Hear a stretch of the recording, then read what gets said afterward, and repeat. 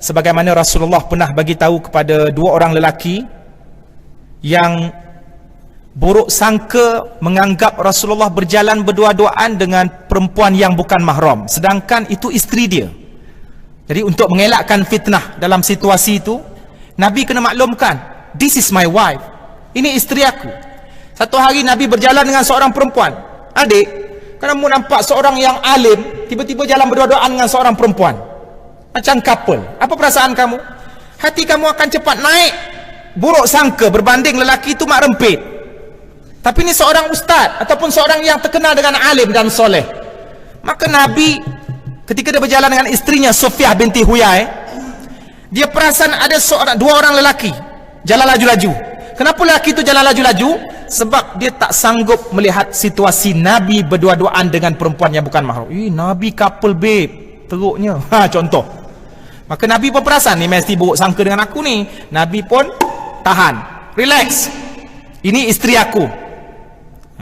Sebab Nabi bimbang dua orang lelaki itu akan buruk sangka. Buruk sangka dengan manusia biasa berdosa, buruk sangka dengan Nabi kufur.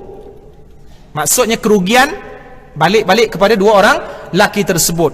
Maka Nabi sebut syaitan berjalan mengikut peraliran darah dalam saluran darah kamu. Jadi kita cepat buruk sangka sebab iblis menguasai kita.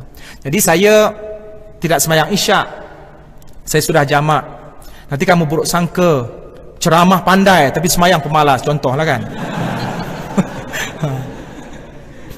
Sebab tu Sufyan, Imam Syafi'i ketika ditanya oleh Sufyan Uyainah tentang orang yang,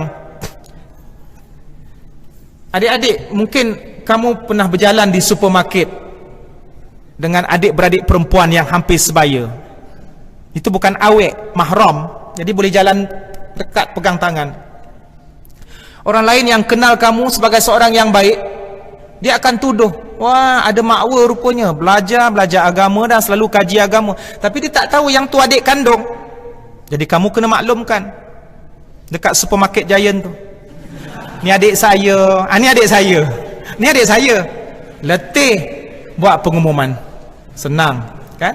Kalau tak, tinggalkan ataupun jauhkan diri daripada sebarang perkara yang boleh menimbulkan fitnah. Itu adalah asas Islam. Elakkan diri dari bersikap ataupun berpelakuan boleh menimbulkan fitnah, walaupun asalnya harus bagi kita. Suami isteri cium mulut, lepas berkahwin akad nikah kau cium mulut, pahal ustaz, this is my wife, baik lepas ni jimat depan imam. Tak nak pula, ustaz itu teruk sangat. Teruk apa beza dosa kecil dengan dosa besar? Asal dosa benda semua sama. Bahkan dosa besar bermula daripada benda yang ringan, bahkan asalnya bermula dengan makruh. Suami isteri berpelakuan romantik di hadapan orang ramai menimbulkan fitnah. Jadi ada perkara yang halal dalam situasi tertentu, haram dalam situasi yang lain. Saya ucapkan